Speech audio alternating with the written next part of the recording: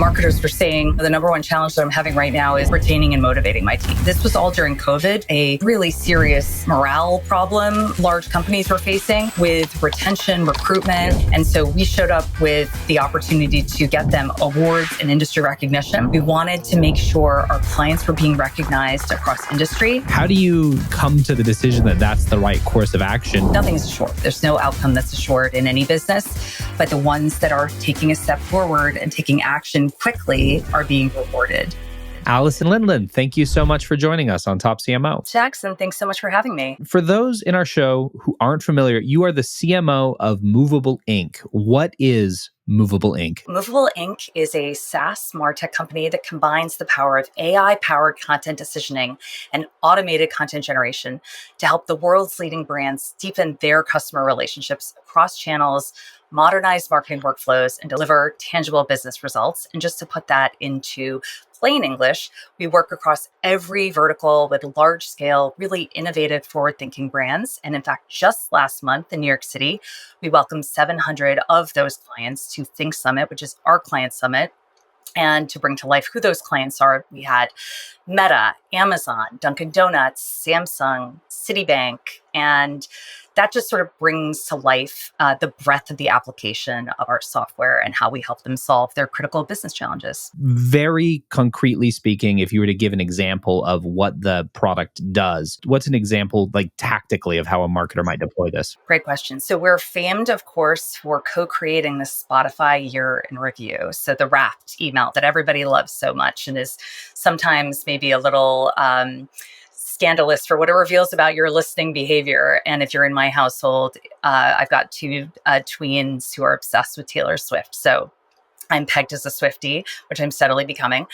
And it takes data from any source. Our software takes data from any source and transforms that automatically within the inbox of the consumer into a beautiful, in that case, it's a year in review of your listening behavior. Or in the case of Dunkin' Donuts, it's your monthly statement. Or Peloton, for example, it's your writing behavior. Or American Express, it's your spend and benefit activation information.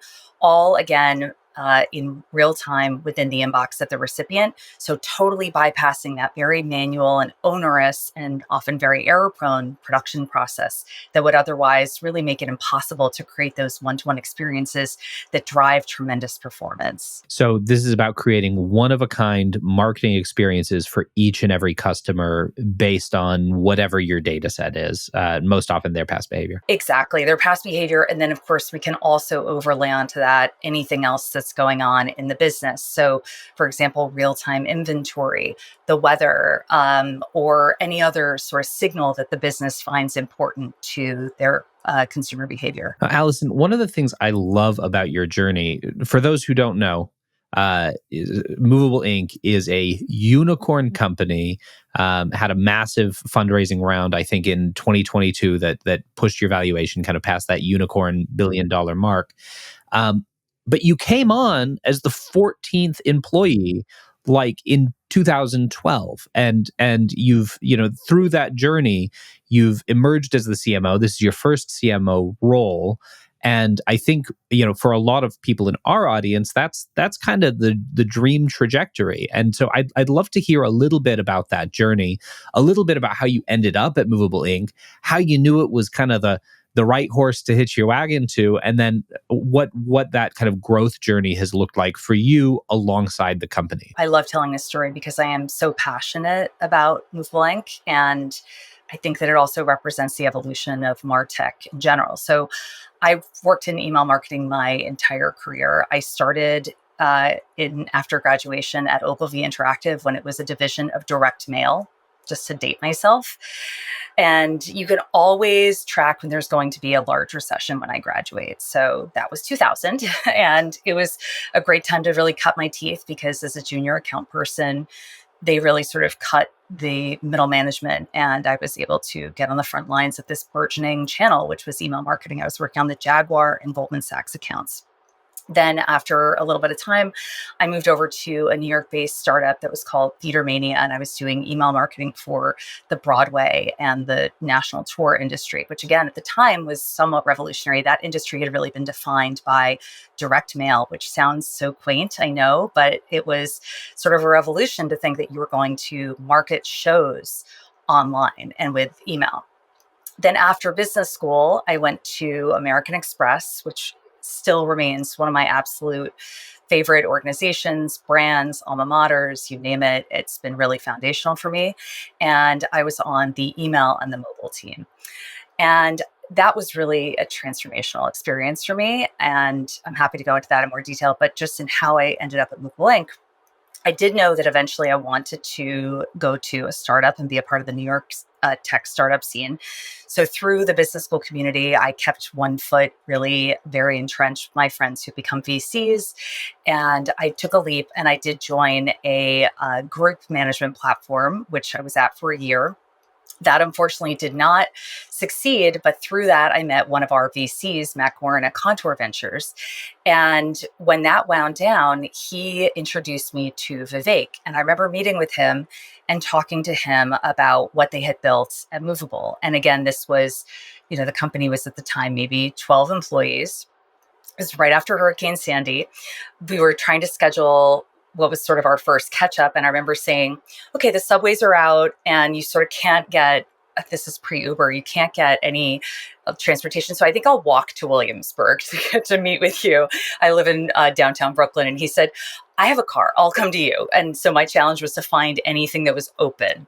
And so I found a coffee shop that was open and we met. And he described to me what Movable Inc. had created and being able to tap into these real-time signals, bypass the manual and very expensive production process to create one-to-one personalized emails. And I just thought, this is a revolution and this is transformational. And if I had this in any one of the jobs I just described for you, it would have been game-changing. And I just thought, I have to be a part of this in any function, like whatever they want to hire me for. I'll be the office manager. And so long story short, not soon after that, I was able to join as a 14th employee in a customer success role. So you're coming in on the ground floor. And I think for a lot of folks early in their career, they maybe see the opportunity in joining a startup. They see the opportunity for tremendous growth.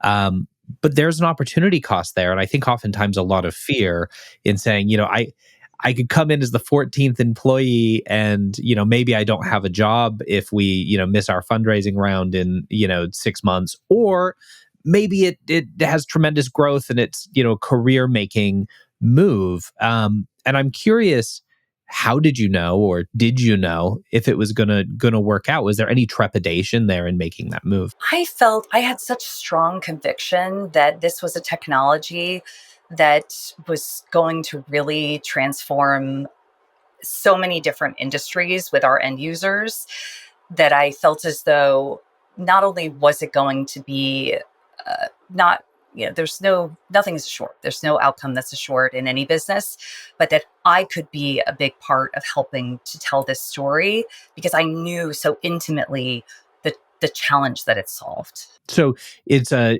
product that you could really wrap your head around. You had been the target customer for this product, and you understood, the problem it was solving. I think that's a great insight. I mean, you had somewhat unique knowledge about the product's offering that not everyone would have. I think that's a fantastic insight in evaluating a potential startup role. Exactly. And I will say, I've spoken to so many people in the subsequent dozen years who've talked about making that leap from a Fortune 500 company to a startup. And it's real. You're making a sacrifice, usually on a cash flow basis. From a lifestyle standpoint, I had a child, I had a baby at the time, and I was pregnant. And you're making trade-offs, and you have to be willing to assess those objectively. I joke that, we were in the type of office where I think we were taking out our own trash, and we would have town halls around a table in a conference room. It was a very intimate setup, but I had so much passion and conviction for the problem that we were going to solve, that it felt really like something I had to do, and that I would regret it strongly if I didn't take that leap at that moment in time. Yeah, that's a great insight. And I think, that there's a lesson there for kind of when you have an opportunity that seems like a great, you got to take that leap. And if it doesn't work out, you'll figure something else out. But I love, the attitude you're bringing to the table, willing to kind of take any job for to get in on the ground floor of the right company. And you came in not in a marketing role, as you said, you came in, to do client experience, which is that basically like a customer service role? And actually, originally I was hired for a business development role. And then almost immediately when I got there, and this is sort of classic early stage startup, the business needs shifted. And we sort of identified, because our book of business was growing so rapidly, that having been on the other side of the table on the client side, that I could apply what I knew directly to working with our clients. And so I was on, and I ultimately led our US customer success team for about 6 years. And that was a really amazing experience. I grew, I think, until about 6 director teams. I got to work intimately with so many of our clients shoulder to shoulder, and grew in partnership with our marketing organization, early client marketing programs. We weren't certainly doing conferences like the one I described at the top of the show, but we were just doing nascent events where clients who were discovering Movable Ink, and we were sort of their secret toolkit to crushing their job. And they were really loving us and beginning to unlock the power of Movable Ink across their programs, and realizing on our side that that was something that was going to fuel our growth for the next decade. Well, and that's an insight that we've heard over and over again from marketers on this program, is that it's essential that you really understand your customer. And what better way to do that than to actually help them with the implementation and help to ensure that they're successful in their roles. I mean, I'm certain that was a tremendous kind of master class in how to communicate to your customers and users. Yeah, it was a real privilege. I think that in SaaS, there's obviously a lot of pressure on margins to hand over the keys to the castle and live in a world where everyone can self-service. But at the same time, you're going to miss out on those critical insights if you're not spending time shoulder to shoulder and walking the halls and understanding the rules of the road for every different vertical, the types of pressures that they're under, the languages that they're speaking. And it's fine, you can get away with it, but I think it's going to slow your growth if you're not really over investing in that team. So you spend 6 years in kind of various customer success roles. Where do you go from there? Then I had this amazing opportunity, courtesy of both the board and my boss, Adam. For years, I had been talking about, wouldn't it be great if we had a team that was separate than product marketing, but was really a conduit for understanding exactly how the clients speak and think, and can translate the businesses of our clients into Movable Ink and vice versa. And that they are both an internal resource and a client-facing resource. And the spec for this is 100% former clients. And it took a little time to put the case together, but with Adam's support, I took a leap. And I think at the time was managing a team of 60, and I transitioned over to managing a team of 1. And I made my first hire, which was the retail practice lead. And we sort of began together working on what this team would look like, what our engagement models would look like, what were the metrics for success, who would be the first really brave client to work with us. And it was Foot Locker. We had a terrific client, Hope Tenenbaum, who was relaunching the Foot Locker loyalty program, FLX at the time. And we partnered with her. And essentially, we come in and we offer this added value consulting program. We now have a whole variety of different models for engagement, and essentially say, how can we help, in addition to what the client experience team is doing, how can we help drive top line growth using Movable Ink? And we've been closely embedded with your business through the client experience team, also through our sales team. And we know that there are these opportunities.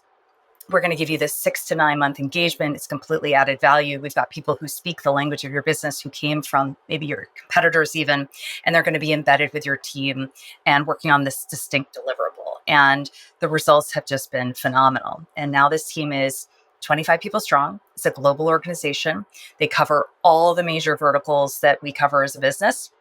And they provide support in two ways. They obviously do it externally to our top, let's say, 200 clients through a variety of methods. We select them at the end of the year. The go-to-market leadership team selects them. We joke it's a combination of like Shark Tank meets like The Bachelor, sort of, will you accept this Movable Ink rose?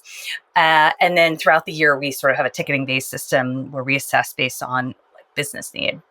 And then the inverse is that we want to help the rest of our 600 plus clients, and we offer enablement, essentially. So we help every single member of our both sales and client experience and solutions team understand the issues of the day for our clients. And, when that really became so paramount was COVID, because I think there was a sense prior to COVID that, you could just take a strategy from retail and apply it to financial services and then just sort of drag and drop it over to travel and hospitality.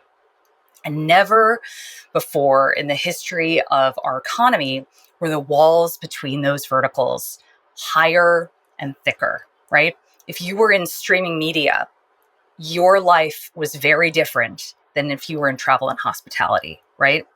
Than if you were at a ski resort, right? Can you imagine?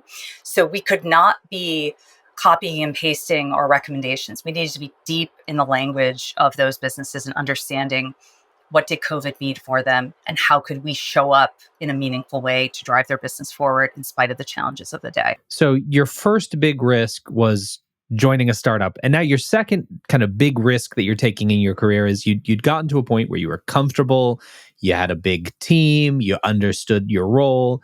And then you said, hey, let's just like throw all that out the window, hand that off to somebody else, start a totally new team from scratch with my first hire. I mean, that's a big risk as well. How do you sort of, come to the decision that that's the right course of action when I presume you were probably comfortable in your previous role? I was comfortable, but I also knew that this was something that we really needed as a company to tell the Movable Ink story in a bigger way. And it was going to help us deliver better value for our clients. And we have probably one of the best client experience teams for a SaaS company of any size. And I would defend that to the end. But they have not all come from industry. That's not what they are hired to do. They are hired to be excellent account people, great communicators, manage their throughput, flawless execution, all those things, and help drive the business goals of our clients. But they don't speak the language of financial services, travel and hospitality, media and tech, and high growth, and retail. And so hiring people who have been in the trenches and have managed teams themselves and have reported up to CMOs and presented at board meetings and made decisions about MarTech stack, that is night and day. And then to equip our client experience team with that, I had so much conviction that this was going to be something that would be instrumental to our business and to our clients. I think that's something we see in the agency world as well. It's like important to be able to speak the same language as your customer because there's going to be needs they have and things they're trying to ask for that sort of because you have different kind of industry language, if you don't have somebody with kind of cross-functional experience, it's really difficult to get at what exactly it is the client's asking for. Or it might be difficult on the client side to really understand what the agency is saying if there isn't some kind of cross-functional experience. So it's a lesson that I think goes, sort of far beyond your particular example and is really applicable across businesses. No, Jackson, I think you nailed it. And at the end of the day, it's not their job to speak your language. Absolutely. Well, I'm curious, sort of you've identified this need, you've filled it. It seems as though, from the first role you're taking, you're saying, I would have taken an office manager job. It seems as though in your career, you're looking for where the need is first and then you're offering to provide value towards that need rather than saying, hey, here's what I want to do. You're kind of, yes-anding opportunities. And I love that. So what was next kind of in your journey to where you're at today? Sure. So then I had the insight that our strategy team was working closely with really important clients within those organizations, the most senior clients that we had ever worked with. And they were driving these really sort of capstone projects forward, relaunches of loyalty programs, launches of card products, amazing moments of inflection for not just their communication programs, but their businesses at large. And these were stories that we needed to tell in a bigger way. And that's when I made the business case to hire a leader for our comms organization. And so I hired this terrific woman named Ali Fetterbush.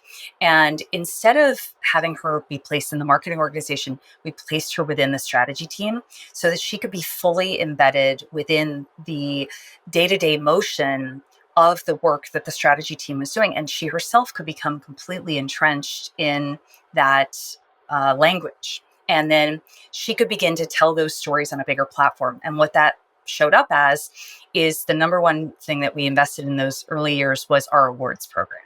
We wanted to make sure our clients were being recognized across industry, and not just for us, but this was all during COVID, when I don't know if you remember what a really serious morale problem large companies were facing with retention, recruitment, and especially in the industry that we work in. These are difficult jobs, and the forces that these marketers are under, where, we had supply chain issues, they had store closures and openings.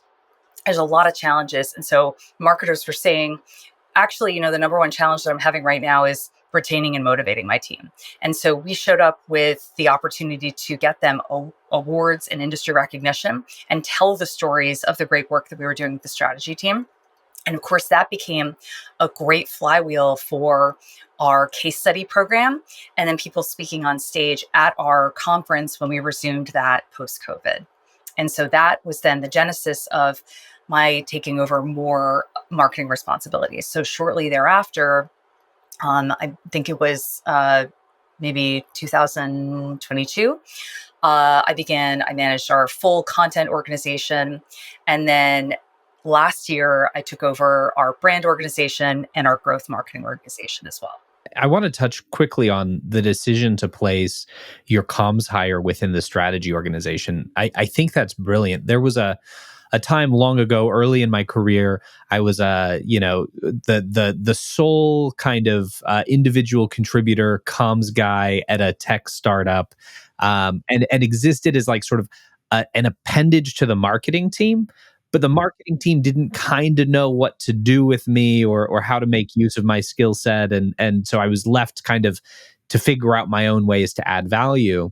And I found personally that like I was able to add the most value within the organization once I started going and sitting down with the strategy team, the biz dev team, trying to talk more to our executive teams to really understand what the high level vision of the organization was and how to communicate the work that the business was doing, sort of outside of the narrow focus of the marketing team of that particular organization. So I think that's really smart.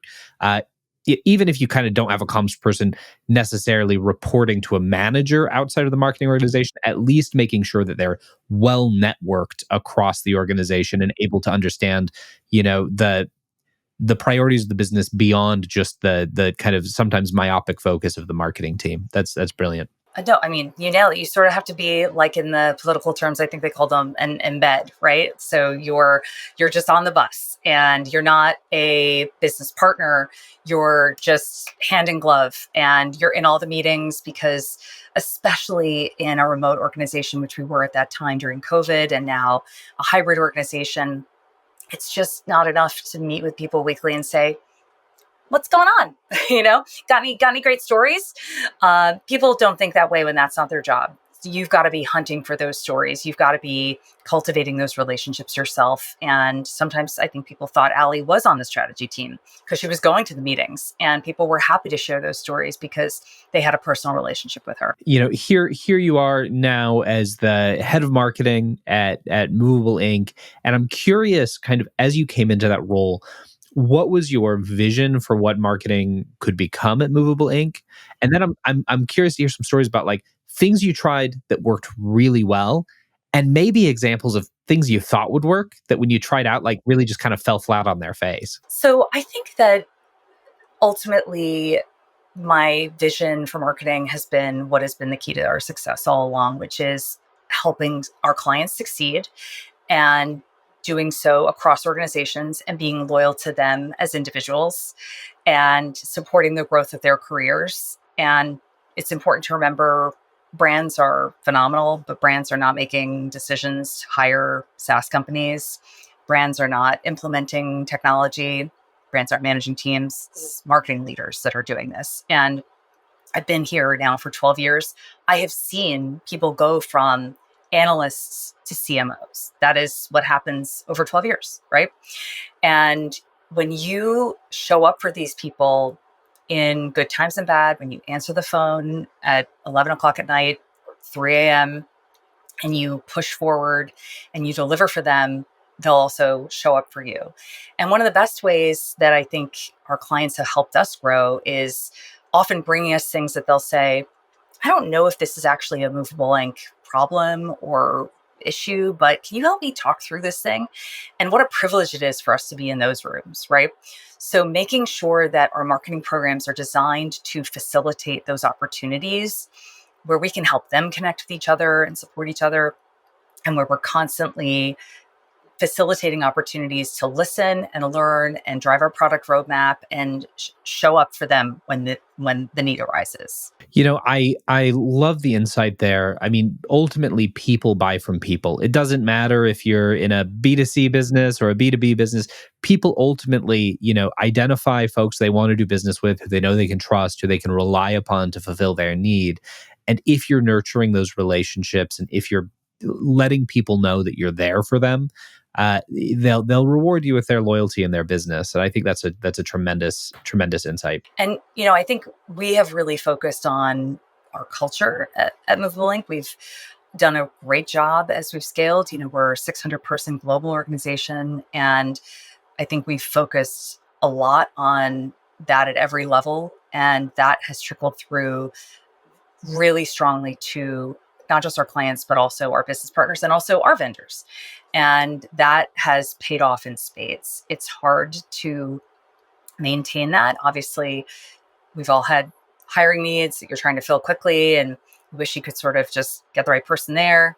But making sure that we have people who uphold our values and manifest that when you're not there in difficult moments, it's really been critical to our success and to building those partnerships that have longevity. Have you ever had a effort or a program that's failed spectacularly? Anything that's not worked out? It's always funny to talk about this on a podcast, but we had a really fun podcast that we had during COVID, which I enjoyed tremendously. It was called Think Tank, and it was great. But we are not a podcast production company. You guys have a Herculean role. And we got great anecdotal feedback, but it was not advancing pipeline the way that we needed it to for the effort that we were expending. And so we did, I think, 2 seasons of 12 episodes. And again, we got great content that we repurposed in other ways. And more importantly, I love that we showcased these phenomenal marketers and told their stories on the platform that we had. And we had some really cool things happen. Like, for example, we interviewed a champion that we have at Audible. And I think the Audible folks shared it on their LinkedIn handle. So some really great amplification of our good work. But at the end of the day, it was very hard to tie to demonstrable pipeline, which is what we're built on. From that experience and from that failure, any wisdom to share with a person who has a podcast show featuring marketers and telling their stories?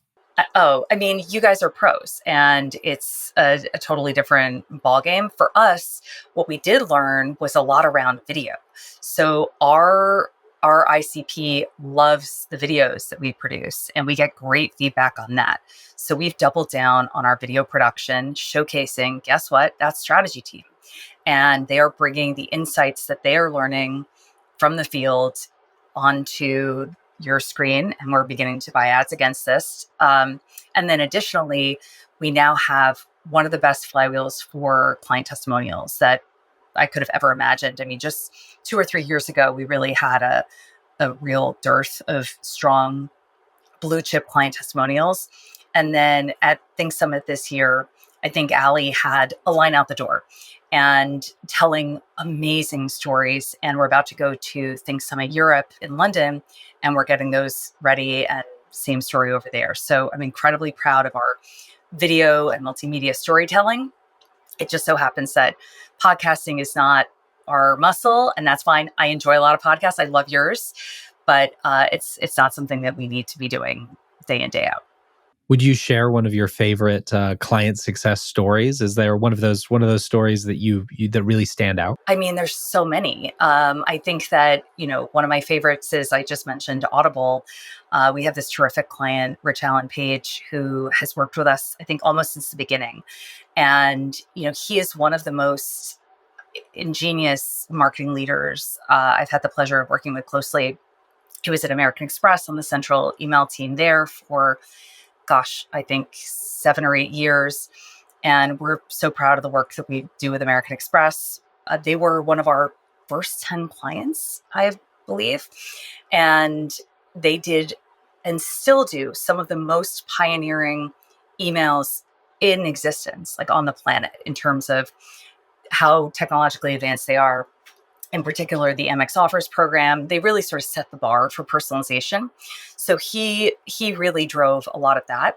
And then he had the opportunity to move over to Audible, and he's done similarly impressive work. He's had challenges that he talked about on stage at Think Summit, accessing real-time data APIs, but he's been able to pull data together in different ways. And that's the joy of Movable Link, that the consumer doesn't really know how your emails are being powered. And by the way, they don't care. I joke that sort of if you turn the email over, from the front, it's sort of seamless and glossy and really bougie and amazing, and it gives you all the chills and the feels and everything. And then you flip it over, and it's duct taped together from like 12 different sources, and one of them is CSV file. And again, you don't care. And from a data integrity standpoint, we are going to give you back all that data in one place in a beautiful CSV file or batch of 2 overnight, and you can put it in your data lake or data warehouse wherever you need it for your CIO to be. But if you didn't have it, because no one's data is perfect, we can still get you that beautiful personalized experience to power that use case to drive your business forward in the meantime. And Rich is a shining example of that. Now, shifting gears a little bit, you founded Movable Pink at Movable Inc., which is the Women's Employee Network. Tell us a little bit about that and why that initiative was important to you. Sure. And so just going back to the beginning, when I was the 14th employee and pregnant, I would sort of joke at the end of the day, as my sort of burgeoning pregnant stomach would get bigger and bigger, and I would lumber over to the couch that we had sort of in our entryway and say, Movable Pink meeting taking place over here. Movable Pink meeting is in effect. And it was kind of a joke. I think I was the only woman at the company. But when I returned from maternity leave, I did in fact establish Movable Pink. And it was at the time in response to the need that I saw, because we were, like many startups at that phase, women were somewhat underrepresented in our employee base.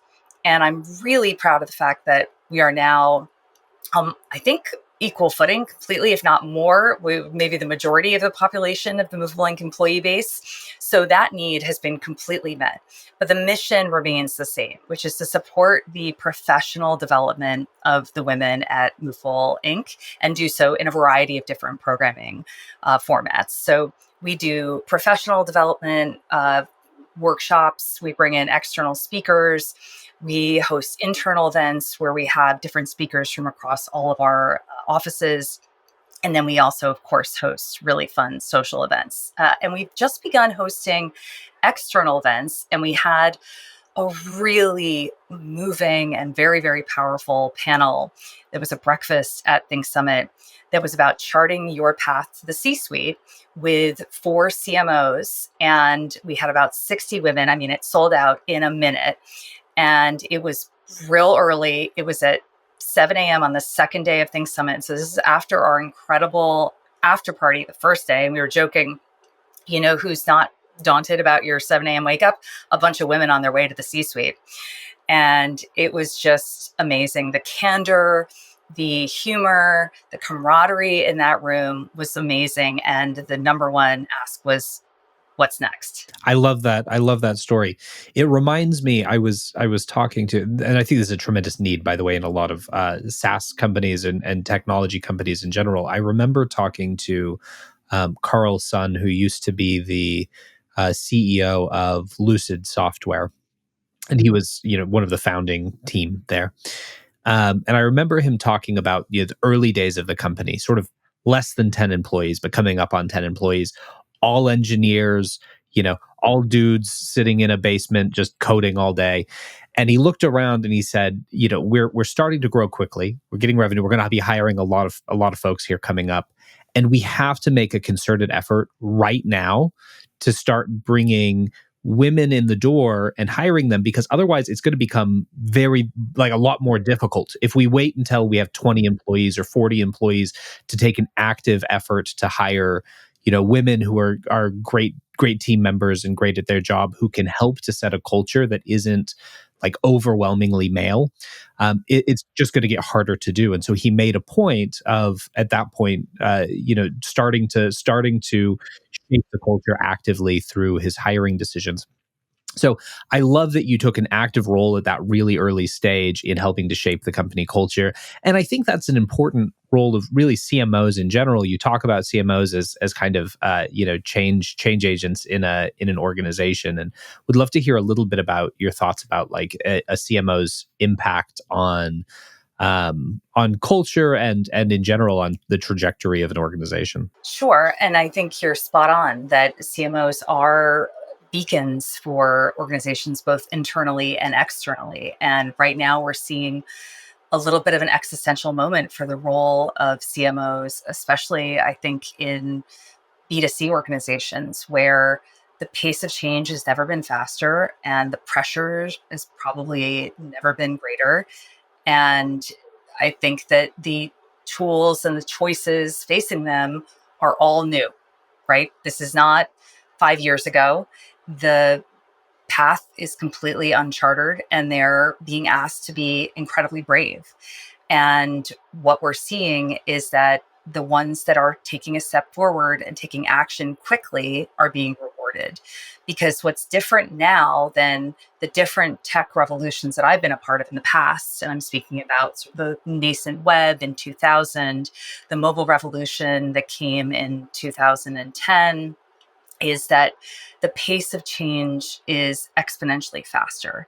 And quarter over quarter, companies are really being left behind, not just in terms of their ability to implement, but in their results that they are going to be leaving on the table. And, we talk about CMO tenure, which is continuing to be the lowest in the C-suite, especially in B2C organizations. But the change agents who are brave enough to step forward and say, look, we know we don't know everything. We're never going to know everything. And say to their counterparts in finance, in procurement, that we know enough to be assured that this is the right partner, that this test is limited in its risk, and we're going to go in with our eyes open and learn at every step. And we understand that there's a lot of change involved in this. I think that this is not like going from,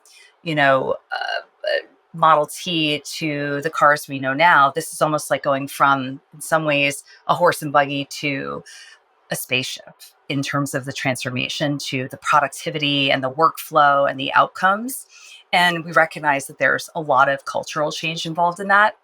But the CMOs that are able to champion that are seeing significant results quickly. That sounds like that might be a big part of the difference between, kind of a CMO with a 2-year tenure, which is, dishearteningly common, right? You see almost this musical chairs of CMOs in the industry, and folks who stick around and really make an impact on the organization. Is this kind of approach seems like it makes a tremendous difference. Absolutely. Yeah. How do you think about, we talk about the pace of change.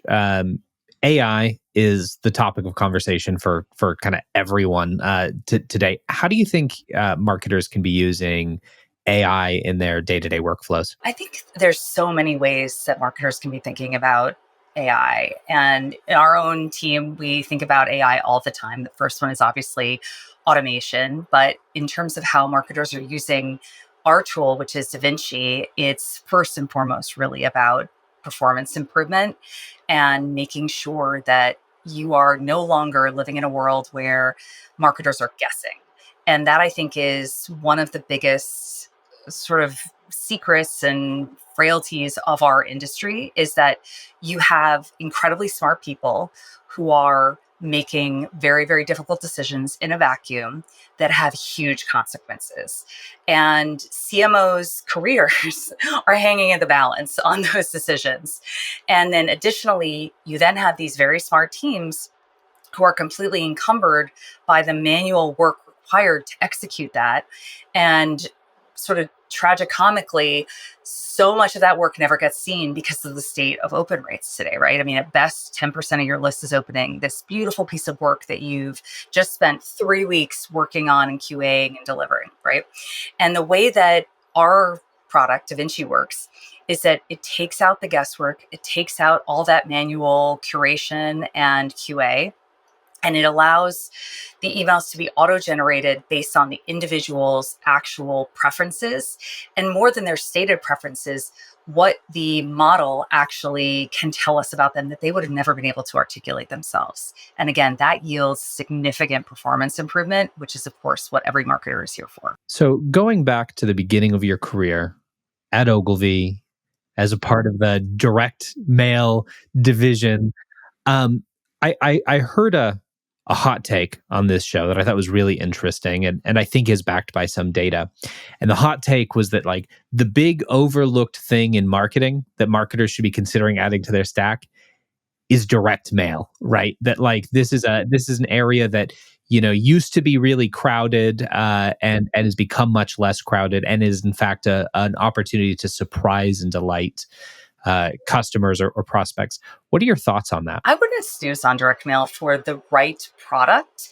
I just got a new card from American Express, and boy, did those guys nail their welcome packets, right?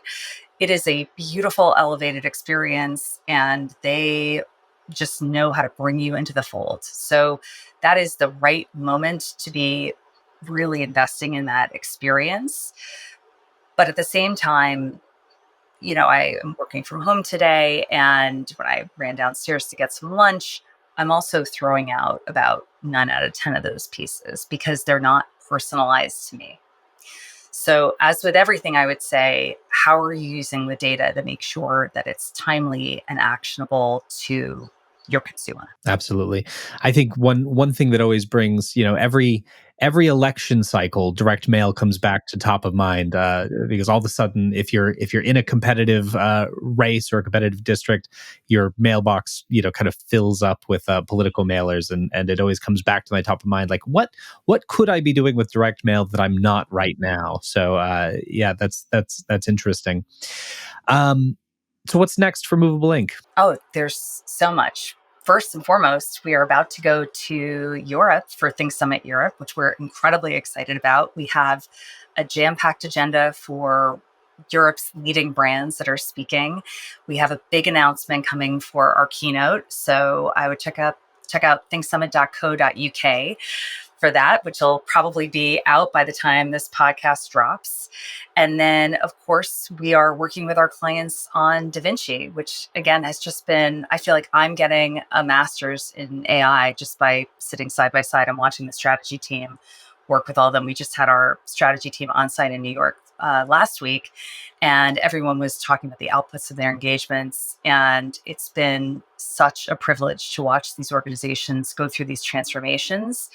And there's so much more to come in H2. It's really exciting. Alison, how would you feel about a lightning round? Oh, I'd love it. Let's go. What is the most important trait for a CMO to have? Relationships with clients. What career advice do you have for an aspiring CMO? Spend time listening. If you could market any brand other than Movable Inc., which would it be? American Express. What is your favorite marketing book? Influence by Cialdini. Where outside of marketing do you look for inspiration? The theater. What is your favorite marketing campaign of all time? I mean, I think right now we're watching so many great Olympic campaigns. I'm going to have to go with something from Nike, but I'm going to say the Olympics right now in general is winning my heart and mind and all the feels.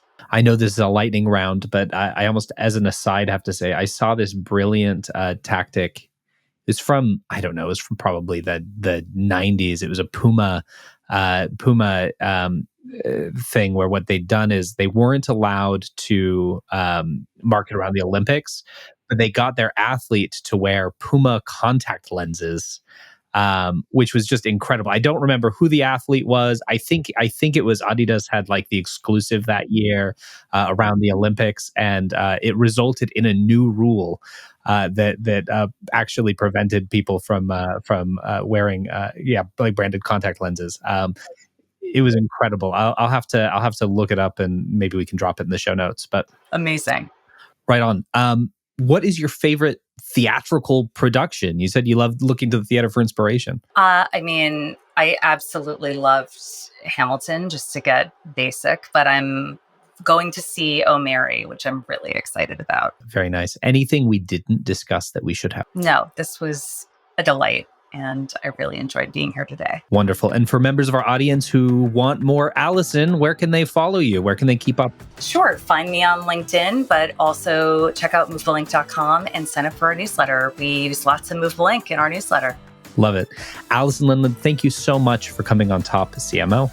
Thank you so much, Jackson. This was brought to you by Top Thought Leader. Find out more at topthoughtleader.com.